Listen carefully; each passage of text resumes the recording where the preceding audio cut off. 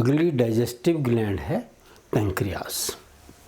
जो पैंक्रियास है उसकी पोजीशन है पैरेलल एंड बीनीथ, स्टमक के पैरेलल और नीचे है। और अगर ड्यूडेनम का स्ट्रक्चर देखा जाए, जनरली एनिमल्स में ये जो पोजीशन है वो पैंक्रियास की है, तो स्टमक के पैरेलल और उससे नीचे है। और अगर स्ट्रक्चर देखा जाए तो जैसे सलाइवरी ग्लैंड्स में हैं, एक तो एसिनाई हैं और दूसरे डक्ट्यूल्स हैं। ये डक्ट्यूल्स सारे इकट्ठे होकर एक डक्ट बनाएंगे और ये डक्ट एसिनाई और डक्ट्यूल्स की सिक्रीशन जो हैं वो इस डक्ट में आएंगी और ये डक्ट जो है ये स्मॉल इंटेस्टाइन में खुलेगा और स्मॉल इंटेस्टाइन में ये ड्यूडेनम वाला पार्ट है। बहुत सारे केसेस में कि ये जो पैंक्रियाटिक डक्ट है ये हिपैटिक डक्ट के साथ मिलेगा और फिर ये इंटेस्टाइन में ओपन करेगा। तो ये हिपैटिक डक्ट है और ये पैंक्रियाटिक डक्ट है। कॉमन डक्ट जो है वो स्मॉल इंटेस्टाइन में खुलेगा और यहाँ पे जो स्फिंक्टर है उसको हम कहते हैं स्फिंक्टर ऑफ ओडाई या ओडाई स्फिंक्टर। बहुत सारे केसेस में हिपैटिक डक्ट और पैंक्रियाटिक डक्ट जो है वो इंडिपेंडेंटली स्मॉल इंटेस्टाइन में ओपन करते हैं। अब जो पैंक्रियाटिक सिक्रीशंस हैं वो दो तरह की हैं। एक तो एसिनाई की सिक्रीशन जो हैं वो तो हैं एंजाइम्स, और जो डक्ट्यूल्स हैं उनकी जो सिक्रीशंस हैं वो हैं बाइकार्बोनेट। ये एज सोडियम बाइकार्बोनेट जो है वो सिक्रीट होगा और क्योंकि इसमें बाइकार्बोनेट है तो इसमें पानी भी प्रेजेंट होगा। अभी जो एसिनाई की जो सिक्रीशंस हैं उनमें एंजाइम्स कौन कौन से होंगे? तीनों तरह के फूड के हमारे पास फूड कौन कौन से हैं? कार्बोहाइड्रेट्स हैं, फैट्स हैं और प्रोटीन्स हैं।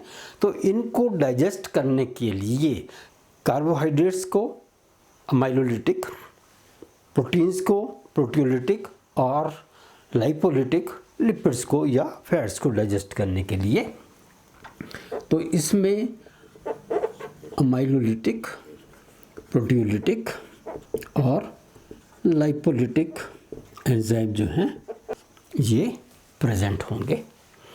जो अमाइलोलिटिक है वो है पैंक्रियाटिक, क्योंकि पैंक्रियास है तो उसका नाम पैंक्रियाटिक है, पैंक्रियाटिक अमाइलेज।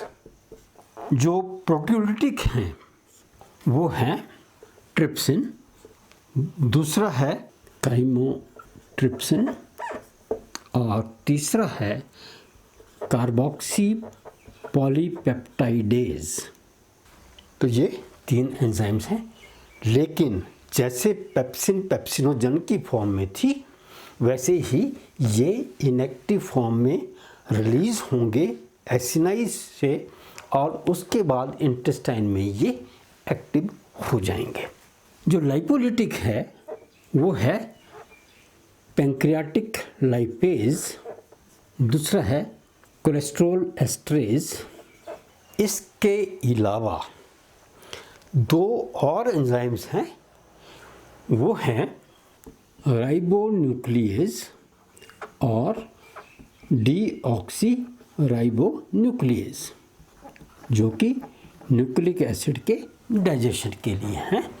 तो ये हमारे पास एंजाइम्स हैं जो कि एसिनाई से सिक्रीट होंगे। प्रोटियोलिटिक एंजाइम जो हैं तीन, ये एज ट्रिप्सिनोजन, काइमोट्रिप्सिनोजन और प्रो कार्बोक्सी पॉलीपेप्टाइडेज, ये इनएक्टिव फॉर्म में होंगे, जाइमोजेंस फॉर्म में होंगे। राइबोन्यूक्लियेज, डीऑक्सी राइबोन्यूक्लियेज, अमाइलोलिटिक में अमाइलेज और लाइपोलिटिक में लाइपेज होंगे। ये तो हुए एंजाइम्स जो कि सिक्रीट होंगे एसिनाई से।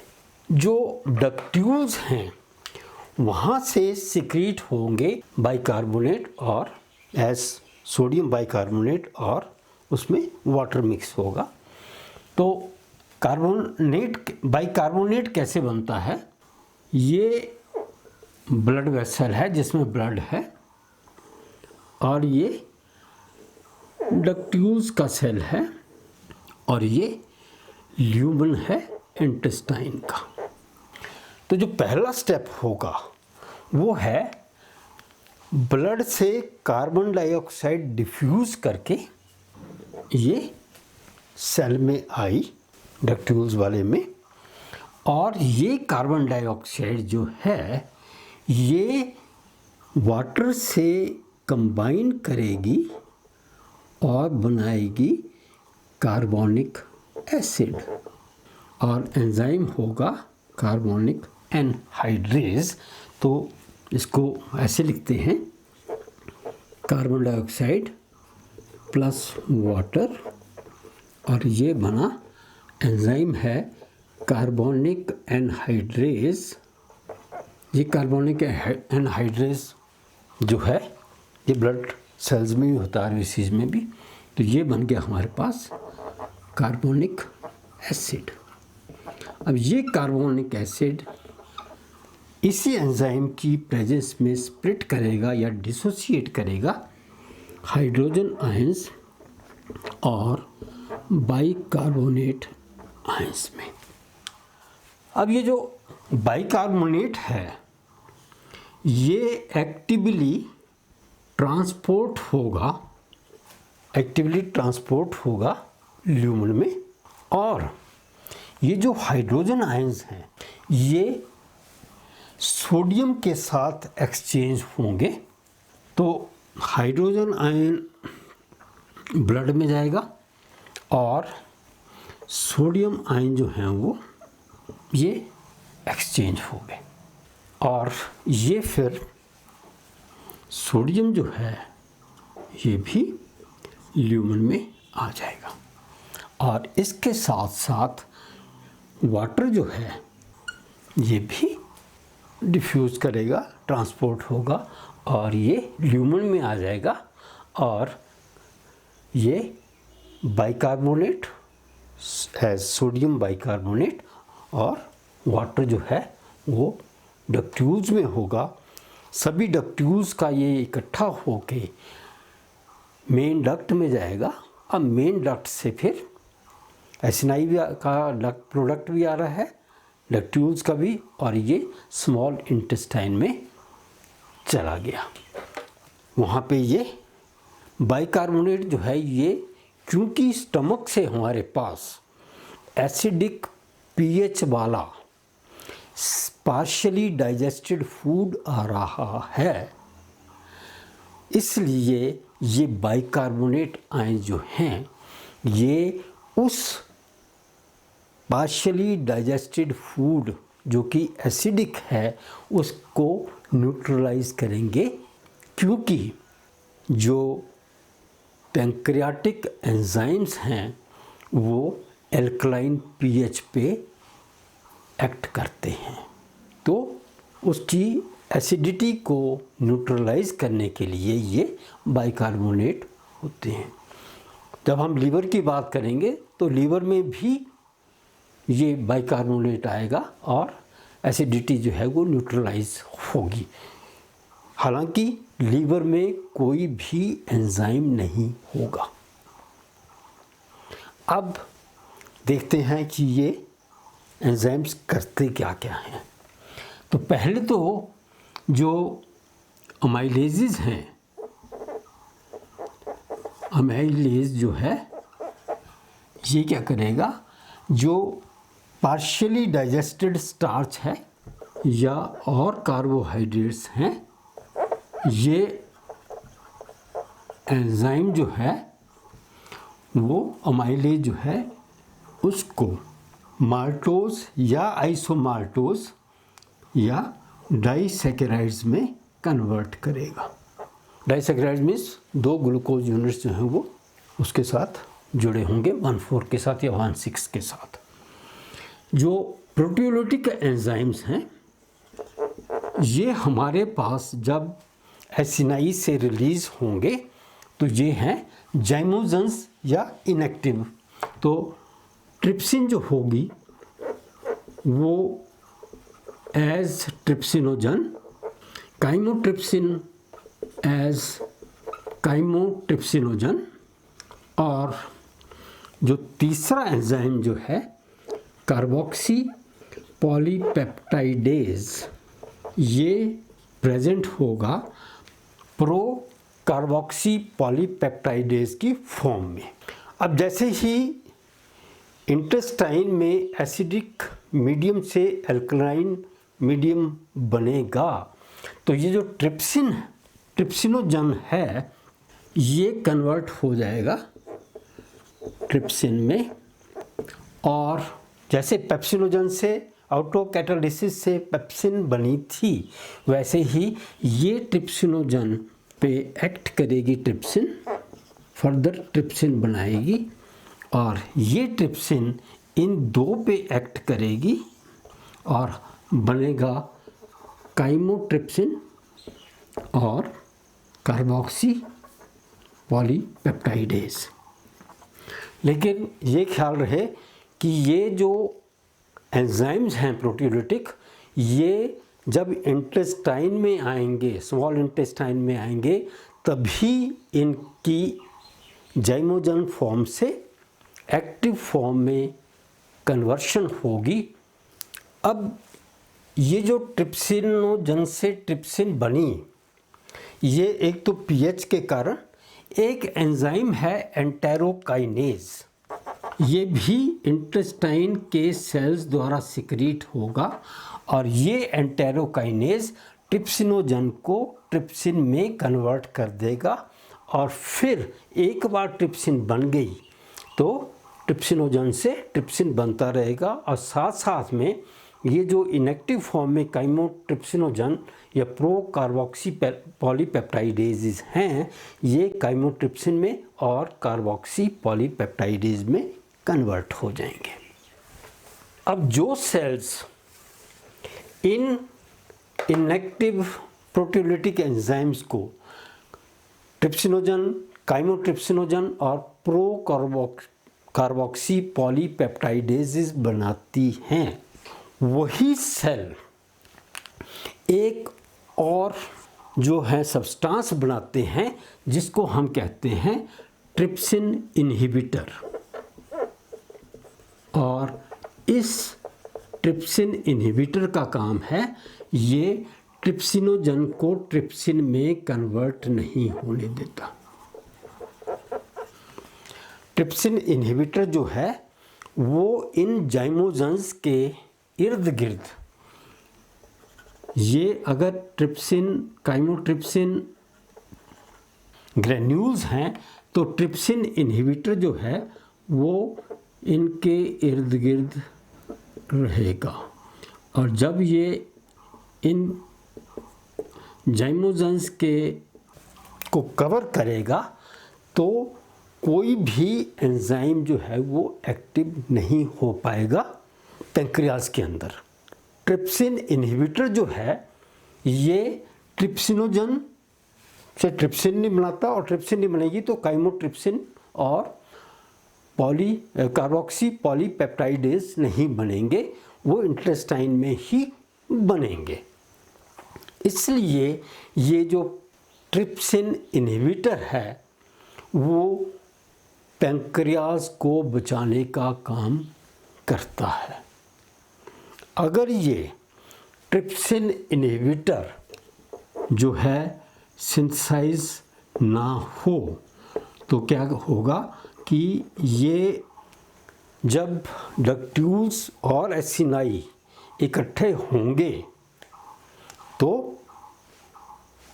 वो पीएच जो है जो ट्रिप्सिनोजन को एक्टिवेट करने में चाहिए वो जो है पार्शियली अवेलेबल हो जाएगी, एंटेरोकाइनेज तो नहीं होगा लेकिन वो अवेलेबल हो जाएगी।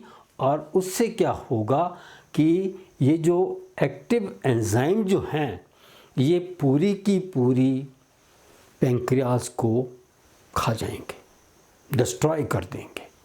इसलिए इस ट्रिप्सिन इनहिबिटर का बहुत मेजर रोल है पैंक्रियाज को बचाने में। अब ये जो लाइपोलिटिक एंजाइम जो हैं वो है एक तो पैंक्रियाटिक लाइपेज, और ये क्या करेगा कि जो हमारे पास फैट्स हैं ट्राइग्लिसराइड्स की फॉर्म में, उनको glycerol plus 3 fatty acids, monoglycerides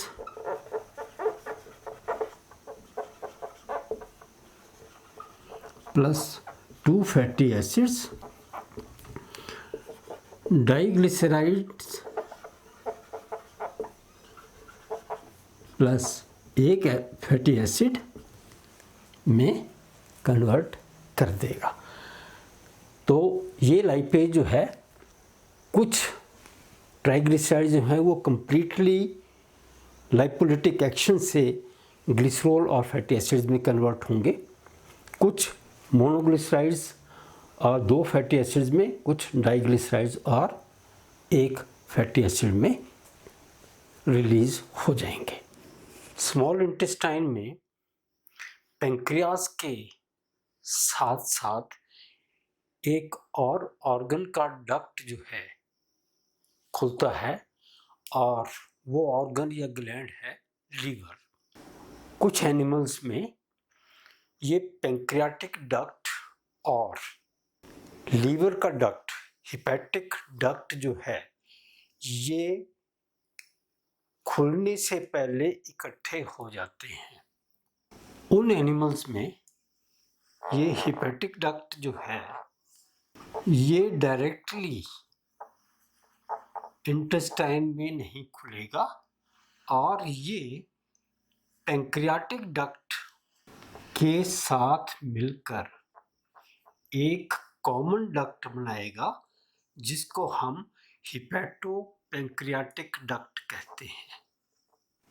liver का डक्ट और पैंक्रियाज का डक्ट इंडिपेंडेंटली खुलने के बजाय ये इंटेस्टाइन में खुलने से पहले ज्वाइन करेंगे और एक हिपैटो पैंक्रियाटिक डक्ट बनाएंगे, और इस कॉमन डक्ट के थ्रू लीवर से भी और पैंक्रियाज से भी सिक्रीशन जो है वो स्मॉल इंटेस्टाइन में पोर हो जाएंगी। ये सबसे बड़ी ग्लैंड है।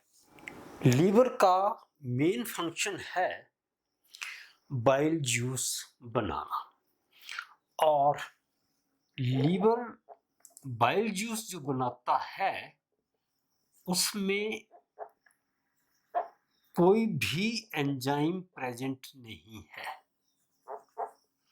ये एक ऐसा डाइजेस्टिव ग्लैंड की सिक्रीशन है जिसमें कोई भी एंजाइम जो कि किसी भी तरह के फूड को, कार्बोहाइड्रेट्स को, फैट्स को या प्रोटीन्स को डाइजेस्ट करता हो, तो कोई एंजाइम नहीं है।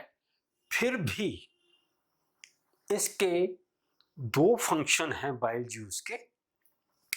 एक तो है ये फैट्स के डाइजेशन में हेल्प करता है, और जो फैट्स के डाइजेशन से जो प्रोडक्ट्स बनते हैं, फैटी एसिड्स हैं, मोनोग्लिसराइड है, डाइग्लिसराइड है, उनकी एब्जॉर्प्शन में भी हेल्प करता है। तो बाइल जूस के 2 फंक्शन हो गए। हालांकि उसमें कोई एंजाइम नहीं है, फिर भी ये फैट्स का डाइजेशन करेगा और फैट्स की जो डाइजेस्टिव प्रोडक्ट्स होंगे उनकी एब्जॉर्प्शन स्मॉल इंटेस्टाइन में करवाएगा। कंपोजिशन जो बाइल जूस की है वो है एक तो इसमें क्योंकि जूस है पानी होगा, लीवर में जो बाइल जूस बनेगा उसमें दो तरह के बाइल पिगमेंट्स हैं। पिगमेंट्स मतलब है कि ये कलर इंपार्ट करेंगे, कलरेशन करेंगे, चाहे वो यूरिन की हो, चाहे वो स्टूल की हो, चाहे किसी ऑर्गन की हो।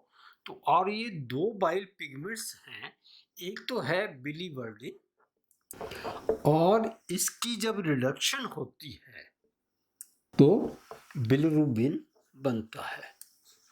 तो बिलीवर्डिन जो है हर्बीवोर्स में जनरली पाया जाता है, उनमें बिलिरुबिन कम होगा और बिलीवर्डिन जो है उसका कलर जो है वो ग्रीन है। अब इस ग्रीन कलर्ड बिलीवर्डिन की जब रिडक्शन होगी तो ये गोल्डन येलो बिलिरुबिन में कन्वर्ट हो जाएगा, जैसा कि हमारे केस में है या दूसरे एनिमल्स के केस में है। तीसरा कंपोनेंट जो बाइल जूस का है वो है बाइल साल्ट्स। ये बाइल पिगमेंट्स हैं जो कलर इंपार्ट करते हैं और ये है बाइल साल्ट्स। और बाइल साल्ट्स जो हैं ये बनते हैं कोलेस्ट्रॉल से। लीवर में कोलेस्ट्रॉल की सिंथेसिस भी होती है, फूड में भी लेते हैं हम और लीवर भी सिंथेसाइज करता है। तो ये जो कोलेस्ट्रॉल जो है ये कोलिक एसिड में चीनो डीऑक्सीकोलिक एसिड में कन्वर्ट हो जाएगा। तो पहला स्टेप होगा कोलेस्ट्रॉल, चाहे वो लीवर सिंथेसाइज कर रहा है चाहे वो फूड में आ रही है, उसकी कन्वर्शन होगी कोलिक एसिड और चीनो डीऑक्सीकोलिक एसिड में। और इसके बाद ये या तो ग्लाइसिन के साथ कंजुगेट होगा या टॉरिन के साथ कंजुगेट होगा। तो जब ये ग्लाइसिन के साथ कंजुगेट होगा तो ये बन जाएगा ग्लाइकोलेट, और जब ये टॉरिन के साथ कंजुगेट करेगा तो ये बन जाएगा टॉरोकोलेट। और ये दोनों साल्ट्स जो हैं ये सोडियम साल्ट्स होते हैं। तो बाइल साल्ट्स जो हैं ये सोडियम साल्ट्स होंगे, ग्लाइकोलेट और टॉरोकोलेट। इसके अलावा lecithin, cholesterol, bicarbonate, chloride, sodium और पोटाशियम के ये मेन कंपोनेंट्स हैं बाइल जूस के। और ये जो दो साल्ट्स हैं बाइल साल्ट्स जो हैं, जो सोडियम साल्ट्स हैं, ये फैट्स की डाइजेशन में और एब्जॉर्प्शन में हेल्प करते हैं। और ये दो जो साल्ट्स हैं बाइल साल्ट्स जो हैं इसमें से काफ़ी मात्रा में ये रीएब्जॉर्ब हो जाते हैं और माइन्यूट क्वांटिटी जो है वो एक्सक्रीट होगी, चाहे वो स्टूल के साथ हो चाहे वो यूरिन में हो। क्योंकि अगर ये सारे के सारे साल्ट्स रोज ही एक्सक्रीट हो जाएं तो नए सिंथेसाइज करने के लिए बहुत ज़्यादा एनर्जी की ज़रूरत पड़ेगी। एनर्जी कंजर्व करने के लिए मेजॉरिटी जो साल्ट्स की है उनको रीएब्जॉर्ब कर लिया जाता है और वो अपना फंक्शन, जो दो फंक्शंस हैं digestion of fats and absorption of fats जो है वो हेल्प करते हैं। बाइल साल्ट्स के दो इम्पॉर्टेंट एक्शंस, एक एक्शन तो है डिटर्जेंट एक्शन, इसलिए बोलते हैं कि जैसे किसी कपड़े से ग्रीस जो रिमूव करने के लिए हम साबुन का यूज़ करते हैं और ग्रीस जो है वो फैटी सब्सटेंस है वो रिमूव हो जाता है, तो लार्ज साइज्ड जो ग्लोब्यूल्स हैं फैट्स के उनको स्मॉल साइज्ड में कन्वर्ट बाइल साल्ट्स कर देते हैं। तो लार्ज साइज्ड फैट ग्लोब्यूल्स इनको स्मॉल साइज में कन्वर्ट कर देते हैं, और ये कैसे करते हैं? बाई लोअरिंग और डिक्रीजिंग सरफेस टेंशन। तो सरफेस टेंशन को रिड्यूस करके बाइल साल्ट्स वो लार्ज साइज ग्लोब्यूल्स को, फैट ग्लोब्यूल्स जो फूड में प्रेजेंट हैं और स्मॉल इंटेस्टाइन में आ गए हैं, उनको स्मॉल साइज्ड में कन्वर्ट कर देंगे, या जब इंटेस्टाइन की मूवमेंट होगी तो उसमें उनकी एजिटेशन होगी और उसके कारण वो लार्ज साइज्ड जो हैं वो स्मॉल साइज्ड में कन्वर्ट हो जाएंगे। इसको हम डिटर्जेंट एक्शन या एमल्सीफाइंग एक्शन कहते हैं, और प्रोसेस को कहेंगे एमल्सीफिकेशन। अब ये एमल्सीफाइंग एक्शन या डिटर्जेंट एक्शन बाइल साल्ट्स कैसे करते हैं? जो बाइल साल्ट्स हैं, चाहे वो ग्लाइकोलेट हों या टाउरोक्लेट हों, वो आयनाइज्ड फॉर्म में हैं। अब ये जो बाइल साल्ट्स हैं उसमें दो पार्ट्स हैं, एक तो है पोलर और दूसरा जो है वो नॉन पोलर है। पोलर का मतलब है वो हाइड्रोफिलिक है और नॉन पोलर का मतलब है वो हाइड्रोफोबिक है। तो जो ये COOH ग्रुप वाला जो है ये तो पोलर एंड हो गया, और जो दूसरा एंड है स्टीरोल वाला वो नॉन पोलर या हाइड्रोफोबिक। तो ये जो पोलर वाला है ये वाटर सॉल्युबल है और ये इनसॉल्युबल है, वाटर में इनसॉल्युबल। अब हमारे पास जो फूड प्रेजेंट है इंटेस्टाइन में वो दो तरह का हो गया। एक तो है नॉन पोलर फैट्स जैसे हैं, और दूसरा है जो पानी फूड के साथ प्रेजेंट है। सेमी डाइजेस्टेड फूड में जो वाटर प्रेजेंट है एक वो हो गया। अब हमारे पास ये दो मीडियम बन गए, एक फैटी मीडियम बना और एक वाटर वाला मीडियम बना। तो फैट्स और वाटर जो हैं ये नॉन मिसिबल मीडियम हुए, एक दूसरे में ये मिसिबल नहीं हैं। तो जैसे तेल और पानी का कम्बिनेशन जो है ये नॉन मिसिबल हैं, ये जो वाटर है और ऊपर फैट्स वाले हैं।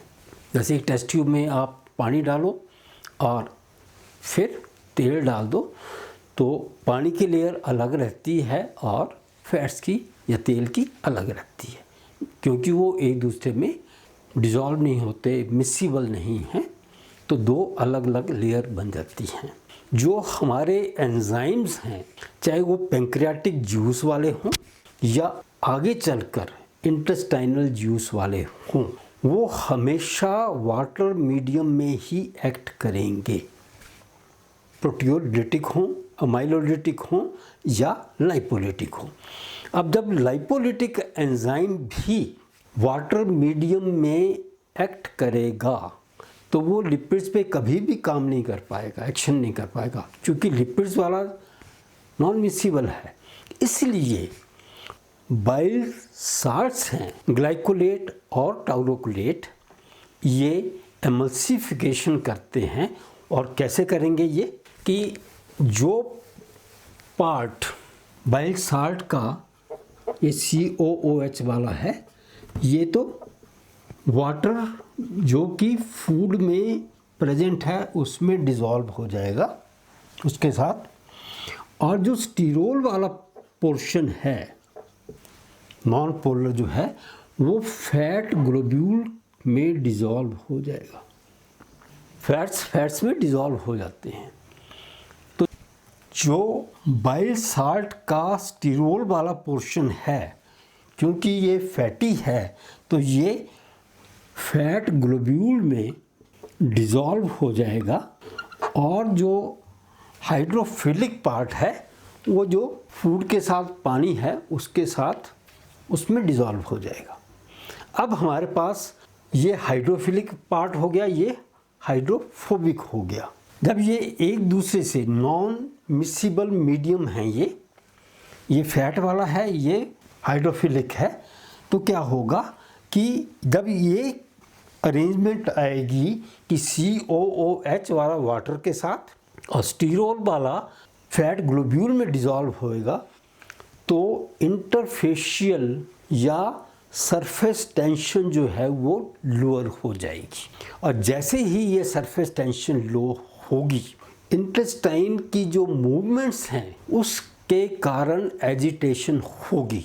जैसे टेस्ट ट्यूब में आप घुमाते हैं ऐसे करके, टेस्ट ट्यूब में ऑयल और वाटर का अगर डाल दिया जाए, मिसिबल नहीं है, लेकिन उनको खिलाया जाए टेस्ट ट्यूब को, तो कुछ देर के बाद आप देखोगे कि जो ऑयल का लार्ज ग्लोब्यूल है वो बिल्कुल छोटी छोटी स्मॉल साइज्ड फैटी ग्लोब्यूल्स में कन्वर्ट हो जाएगा।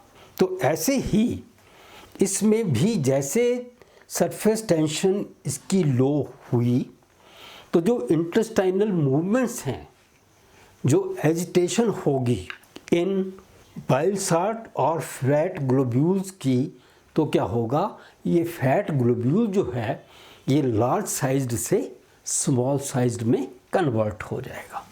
और रूल है कि जितना फैट ग्लोब्यूल का साइज कम होगा, फैट ग्लोब्यूल का डायामीटर कम होगा, इस एजिटेशन के कारण जो सरफेस एरिया जो है वो इंक्रीज कर जाएगा।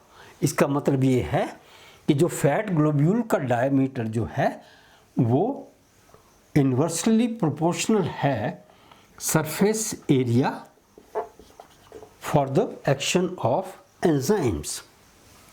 तो जैसे ही फैट ग्लोब्यूल का इस इंटेस्टाइनल एजिटेशन के कारण फैट ग्लोब्यूल अगर आधा हुआ, हाफ हुआ, जो सरफेस एरिया है डबल हो जाएगा, क्योंकि ये सरफेस एरिया जो है वो ये डायमीटर हाफ हुआ, तो ये हाफ हुआ फैट ग्लोब्यूल का डायमीटर, और ये डबल हो जाएगा। तो जैसे जैसे जो फैट ग्लोब्यूल का साइज़ आधा होता जाएगा, जो स्मॉल साइज्ड फैट्स बनेंगे उनका साइज़ हर बार डबल होता जाएगा सरफेस एरिया के हिसाब से। और जितना ज़्यादा सरफेस एरिया होगा तो जो एंजाइम्स लाइपेजेस हैं, पैंक्रियाटिक लाइपेजेस हों, तो वो क्या करेंगे, उसको सरफेस एरिया जितना ज़्यादा मिलेगा तो उनका एक्शन उतना ही फास्ट होगा, और ये लाइपेजेस फैट्स को glycerol plus 3 fatty acids, monoglyceride plus 2 fatty acids, diglyceride plus 1 fatty acid में कन्वर्ट कर देंगे।